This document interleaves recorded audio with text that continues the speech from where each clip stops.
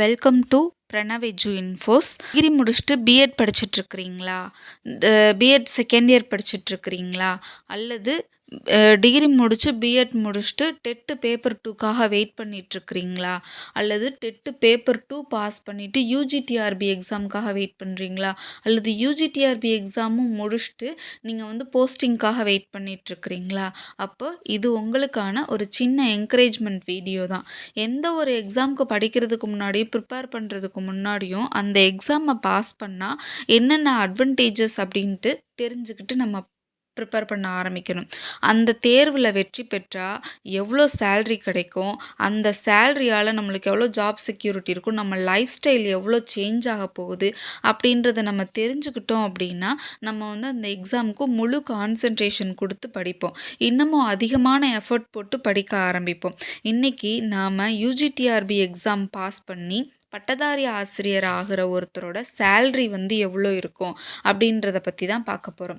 6th to 10th standard வரைக்கும் class handle பண்ணுறவங்க தான் பட்டதாரி ஆசிரியர்.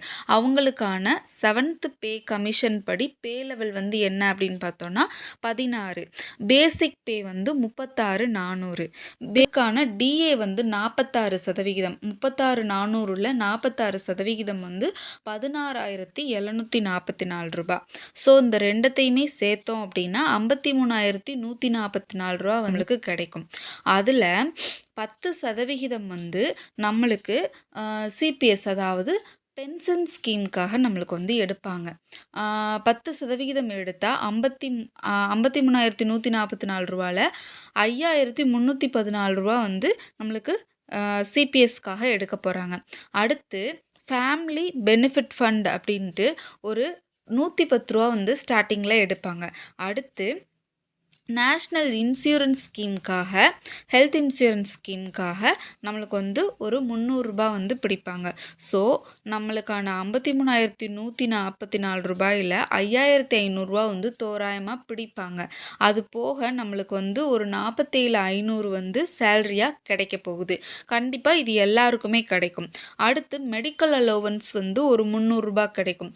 ஸோ கிட்டத்தட்ட 48,000 எல்லா கிரேடு இருக்கக்கூடிய டீச்சர்ஸ் கிடைக்கும். சரி, கிரேடு எதை வச்சு முடிவு பண்ணுறாங்கன்னா ஹச்ஆர்ஏவை வச்சு தான் கிரேடு முடிவு பண்ணுறாங்க. ஹவுஸ் ரெண்ட் அலோவன்ஸை வச்சு தான் முடிவு பண்ணுறாங்க. Grade 1A, grade 1B, grade 2, grade 3, grade 4 அப்படின்ட்டு நம்மளுக்கு 4 விதமாக இருக்குது. இந்த கிரேடு 1A 1B சிட்டியில் வேலை பார்க்குற பட்டதாரி ஆசிரியர்களுக்கானது. அதே மாதிரி கிரேட் 2 டிஸ்ட்ரிக்ட் லெவலில் இருக்கக்கூடிய ஸ்கூல்ஸில் வேலை பார்க்கக்கூடிய பட்டதாரி ஆசிரியர்களுக்கானது. கிரேட் 3 தாலுக் லெவல்ஸில் இருக்கக்கூடிய ஸ்கூல்ஸில் வேலை பார்க்குறவங்களுக்கானது. அடுத்து கிரேட் 4 வில்லேஜ் லெவலில் இருக்கக்கூடிய ஸ்கூலில் வேலை பார்க்குறவங்களுக்கானது. இந்த ஹச்ஆர்ஏ 550 ரூபாயிலிருந்து 2,500 ரூபாய் வரைக்கும் வேறுபாடு இருக்கும். அது அவங்க வேலை பார்க்குற இடத்த பொறுத்து. ஹச்ஆர்ஏ அடிப்படையில் ஃபஸ்ட்டு மந்த் சேலரி யூஜிடிஆர்பி பட்டதாரி ஆசிரியருக்கு எவ்வளோ கிடைக்கும் அப்படின்னு பார்த்தோம்னா, கிரேட் 1ஏவாக இருந்தாங்க அப்படின்னா 57,644 ரூபாய் கிடைக்கும். கிரேட் 1பியாக இருந்தாங்கன்னா 56,044 ரூபாய் கிடைக்கும். கிரேட் 2ஆக இருந்தாங்கன்னா 55,244 ரூபா கிடைக்கும். கிரேடு 3ஆக இருந்தாங்க அப்படின்னா 54,994 ரூபாய் கிடைக்கும். கிரேடு 4ஆக இருந்தாங்கன்னா 53,994 ரூபாய் நம்மளுக்கு கிடைக்கும். அடுத்து இந்த பட்டதாரி ஆசிரியர் சேலரியில் உதாரணத்துக்கு நம்ம கிரேட் 2 எடுத்துக்கிறோம் அப்படின்னா பேசிக் பே 36,400, டிஏ 46%ன்னு சொன்னோம். அது 16,744 ரூபா. அவங்களுக்கான ஹச்ஆர்ஏ கிரேட் 2னா டிஸ்ட்ரிக்ட் லெவலில் வேலை பார்க்குறவங்க, அவங்களுக்கான ஹச்ஆர்ஏ 1,800 ரூபா. அடுத்து மெடிக்கல் அலோவன்ஸ் அமௌண்ட் நம்மளுக்கு 300 ரூபா வரும். ஸோ டோட்டலாக 55,244 ரூபா தொடக்க மாத சம்பளமாக நம்மளுக்கு இருக்கும்.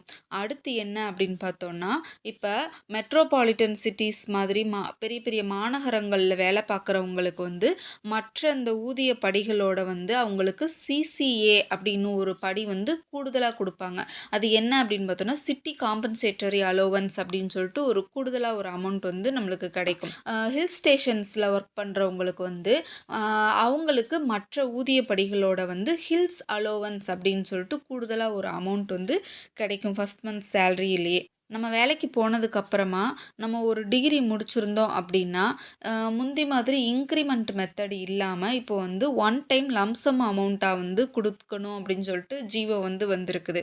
ஸோ, நீங்க வந்து இப்போ டிப்ளமா கேடர் வேலைக்கு போறீங்க அப்படின்னா, இப்போ ஒரு டிகிரி வேலைக்கு போனதுக்கப்புறம் ஒரு டிகிரி முடிச்சிருக்கிறீங்க அப்படின்னா, one time lump sum amount வந்து நம்மளுக்கு 10,000 தந்துருவாங்க. அடுத்து நீங்க டிகிரி லெவல் வேலைக்கு போயிட்டீங்க. போனதுக்கப்புறமா பிஜி முடிச்சிருக்கீங்க அப்படின்னா, லம்ப் சம் அமௌண்ட் வந்து ரூ. 20,000 தருவாங்க. அதே மாதிரி நீங்க பிஹெச்டி முடிச்சிருக்கிறீங்க அப்படின்னா, ரூ. 25,000 வந்து தருவாங்க.